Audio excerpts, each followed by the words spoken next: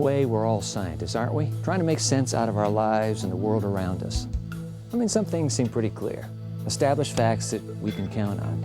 But sometimes, have you noticed, it seems that we're standing on the very edge of the light, reaching one hand out into the dark unknown, feeling around for something, or is it someone? What's out there? Who's out there? Is God somewhere in that mysterious, unseen region, hiding just beyond our reach? I'm Dwight Nelson. Welcome to The Evidence, where we're about to step into the very heart of the debate over the existence of God. This is the crossroads of faith and science.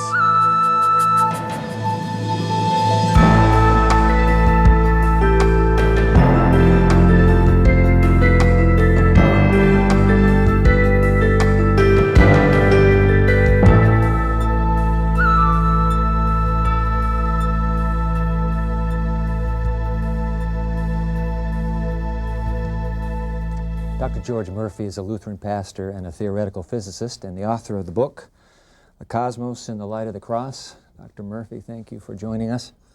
I would think you would be perfect for this because you're a theologian and scientist. Perfect to answer the question, why can't science prove the existence of God? Well, I think the answer that I would give depends a great deal on what we mean by God. If God is fundamentally revealed in the cross and resurrection of Christ, then there is a basic sense in which God is hidden. Because in God's revelation in the cross, God is paradoxically hidden. The cross doesn't look anything like what we expect God to be. And if that's characteristic of the way God works, then we would expect God to be hidden from our natural observation in the world as well. But not revealed in nature itself? No, if I can use this nomenclature, no fingerprints of the divine? That depends on where we start. If we try to start in just a neutral, objective way as much as we can, without any religious presuppositions, then no, we don't see fingerprints. However, if we start from the belief that God is indeed revealed in the cross, that that's what tells us who God is and what kind of God He is, then we can look at the world in that light. That's why the title of my book. We can look at the world in that light and hope to discern the presence and activity of that God in the world. So if there's no cross story, as you've referred to it as, then there's no possible way to know God. There is, from a Christian standpoint, no. I mean, that is fundamentally where God, that's the core of where God is revealed. Then if God is not revealed, see if I have you have it straight here. If God is not revealed in nature, is the cross the only place that a human being can go to understand who this God is? Well, remember, I referred to the cross resurrection event. Okay. I mean, that is in turn part of the whole biblical story. I mean, really, the cross is the high point, the center of the whole revelatory work of God that we read about, that's witnessed to in Scripture. And so in that sense, that is what we mean by speaking about God's revelation. But then, as I said, if in light of that we look at the world, we can then see the signs of that God's presence and activity there. So it's not that God isn't active in the world at all, but just that we have to know what God we're looking for. Can you find this God? Let's just refer to Him as this God. Can you find this God within the disciplines of science? Or is science, are you suggesting science is essentially atheistic? There just is no God in science? I think science by itself does not make any religious assumptions. And that there are plenty of people who are excellent scientists who are atheists. And the fact that they are atheists doesn't keep them from doing good science. So in that sense, yes, science is not theistic. Maybe that would be a better way to put it. But obviously, you have found a congruence between science and theology in your own person, because you have blended the two disciplines. Yes. How do you live with that? Because I begin with the belief in the God who is revealed in Christ. And I understand my science in light of that. And I think many other scientists who are also Christians approach it in a similar way. Let me bring into our conversation here. You're a scientist, theologian. Let me bring a theologian and a philosopher in and pursue this issue of science and God. We're going to be back in just one moment. Stay right there.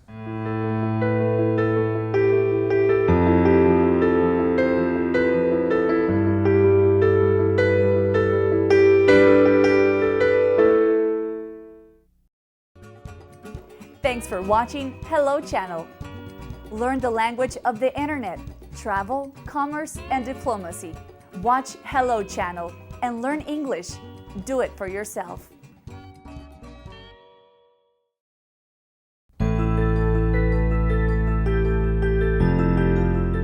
We're asking why science can't prove the existence of God. Joining us in our studio are Dr. Philip Clayton and Dr. Douglas Guyvet. Dr. Clayton is professor of theology at Claremont School of Theology, and he's author of numerous books, including God and Contemporary Science, which I have right here. And Dr. Guyvet is professor of philosophy at Biola University's Talbot School of Theology, and his literary credits include Evil and the Evidence for God. Gentlemen, welcome to you both. Joining George and me here at this table. We're talking science and God. Now, Doug, you just heard George a moment ago. God and science, not really. Do you concur? I don't concur with that. I do think that God, having created the universe, has left his fingerprints all over the place. In what ways? Well, let's start with the beginning. The origin of the universe is something that scientists have something to say about. They can tell us approximately how long ago it happened, and they have a good story to tell about how it happened, or at least how the beginning then resulted in the kind of universe we now have. What they can't explain, of course, is how the Big Bang, the big explosion that started this whole thing, occurred. What was the cause of that? That's beyond science, but science can bring us to that point, and in that sense provide us with evidence for the existence of God. Phil, George, theoretical physicist that he is, you're a philosopher. Evidence for God within the natural world. Yeah. I have to concur with George that science is not the sort of discipline that can go about demonstrating the existence of God or any other deity. And yet, Doug is right to speak about evidence. There is evidence in the natural order. We just have to find the sort of argument, the sort of way of putting the pieces together to let that evidence speak, to let it be most convincing. So I'm not a scientist, I'm not a philosopher, I'm not a theologian, okay? Let's just say I'm just walking down the street. In my journey through life, can I put my fingers on that evidence that you just spoke about, Phil? The evidence that you're going to find is going to be more of a personal nature, it's going to be more of a philosophical nature. So it's experiential, it's what I experience, not what I see or touch, But as not in just as in a subjective. laboratory. Right, but not just subjective evidence either. There's a way in which the whole world fits together, I think, more powerfully with the hypothesis of the existence of God than in the hypothesis that there is no intelligence behind the whole universe. It's just that the scientific equations aren't going to give you that. And George, is that making sense? Scientific equations don't give us God. I would agree with that. I would also say that what we consider to be convincing evidence depends on where we're starting from, what our presuppositions are. Theology has been spoken of, often is spoken of, as faith in search of understanding.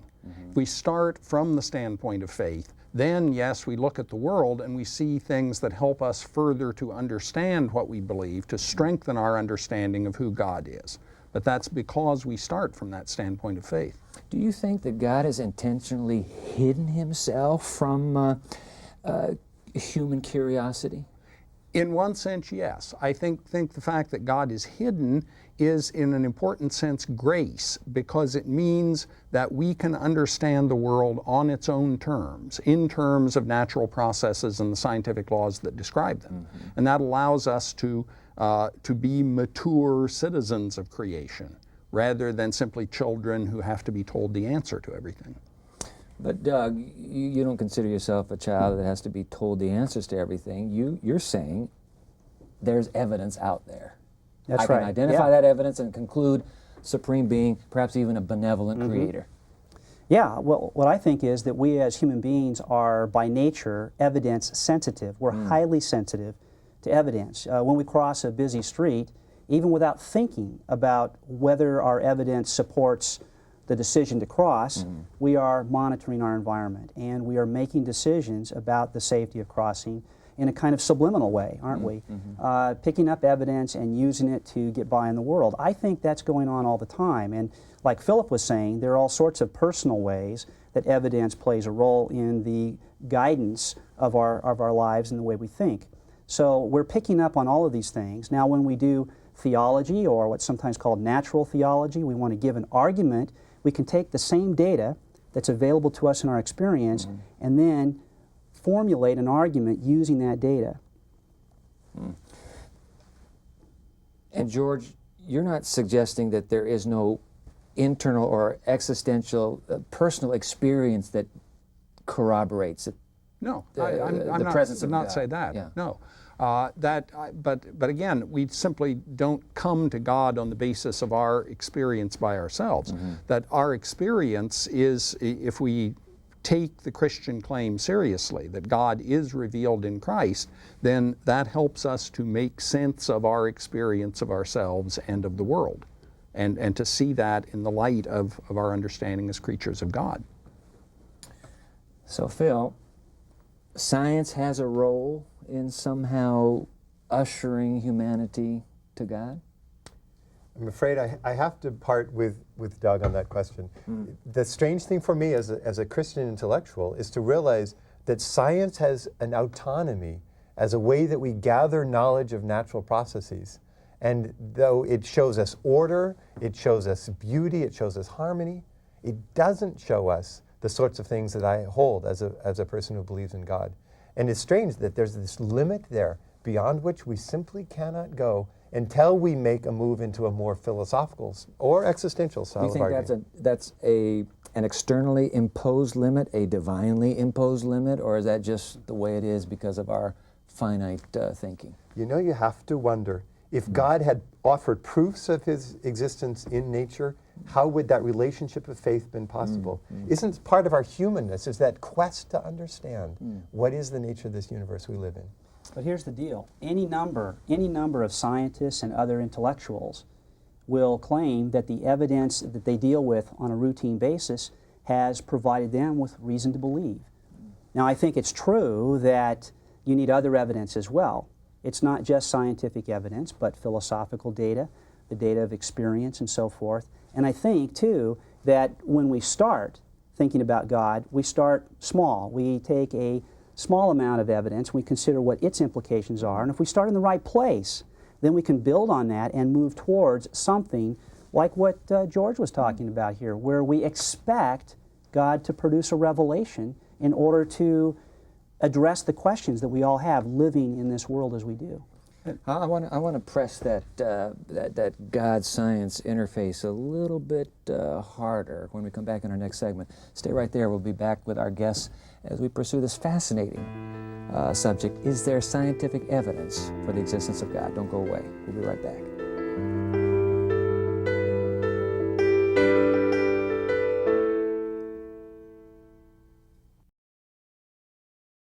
Learn English at home. Just say hello.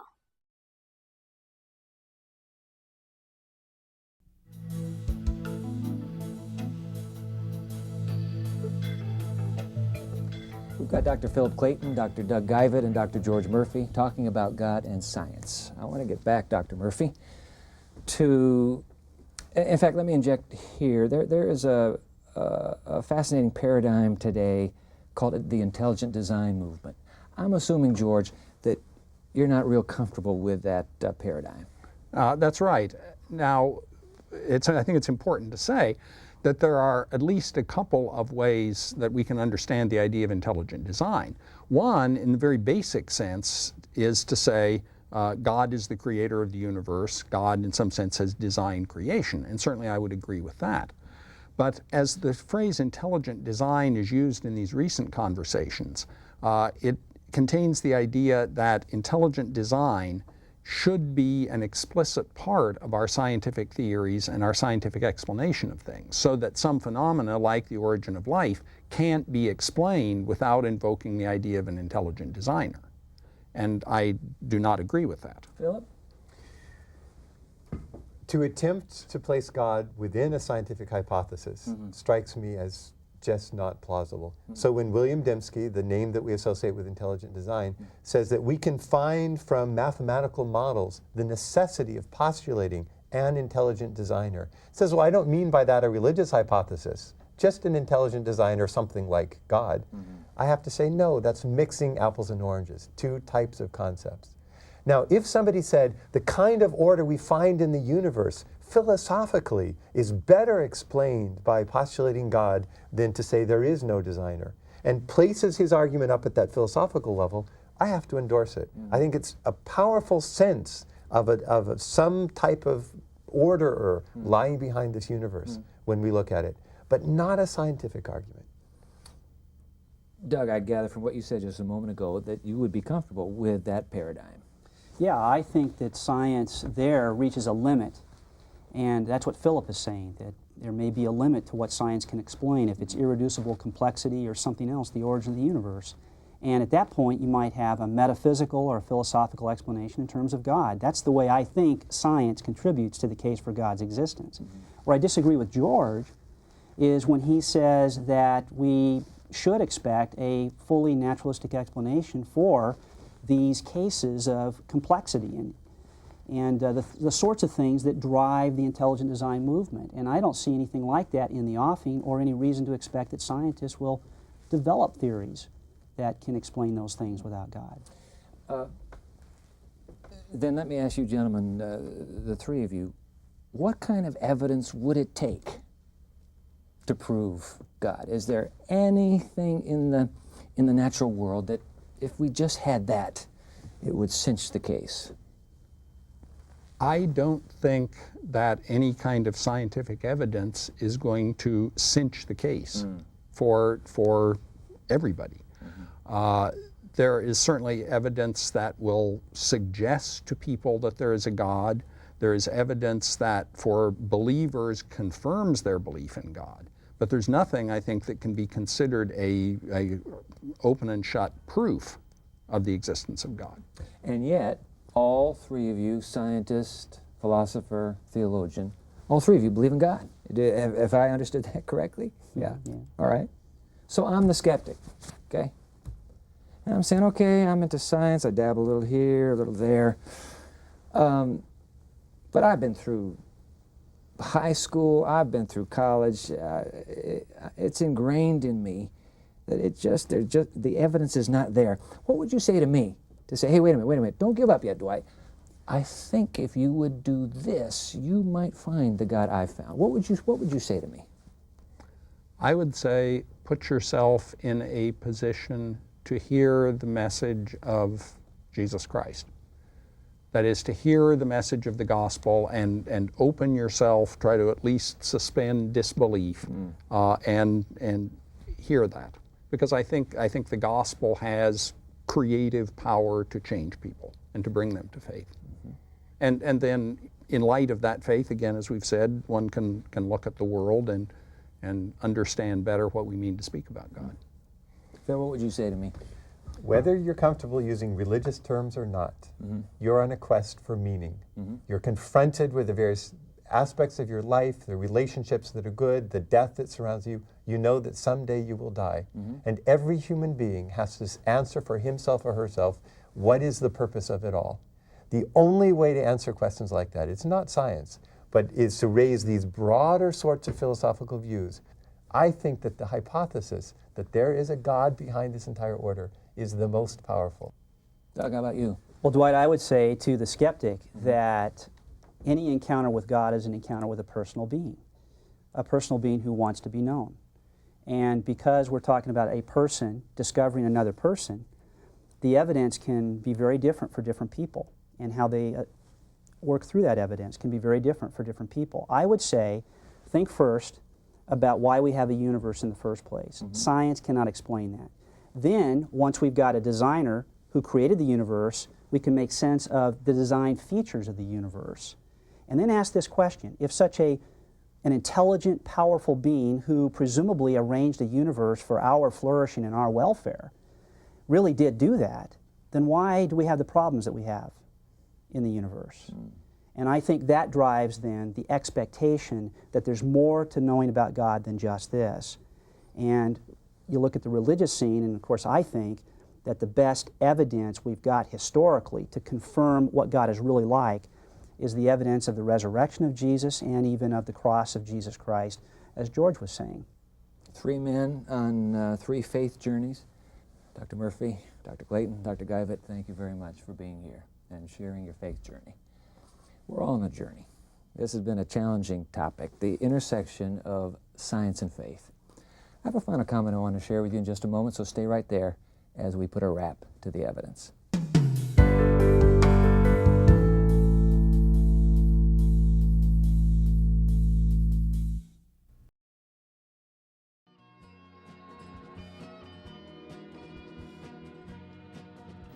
Hello. That's right, I said hello. I'm talking about an exciting new television channel that will change your life. My name is Ruth, and I want you to be one of the first to know about Hello Channel. Hello Channel is designed to teach you to speak English. Anyone can learn. We offer something for everyone. You'll see programming for children, teenagers, and adults, all on different levels. With Hello Channel, you'll hear, see, read, and speak English as you're watching entertaining television programs, making it easy to learn. If you've always wanted to learn English but haven't had a chance, Hello Channel is perfect for you. Start today, and remember, for a brighter future, just say hello.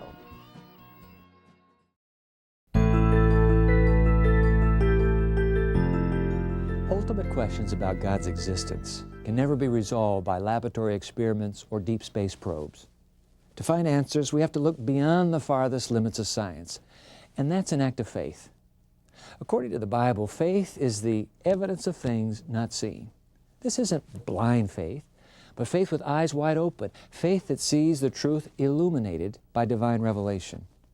That revelation opens a way for you and me to experience an intimate connection with a personal God, the God who doesn't hide Himself from those who truly seek Him. I'm Dwight Nelson, and that's what I believe. Join us next time for more of the evidence.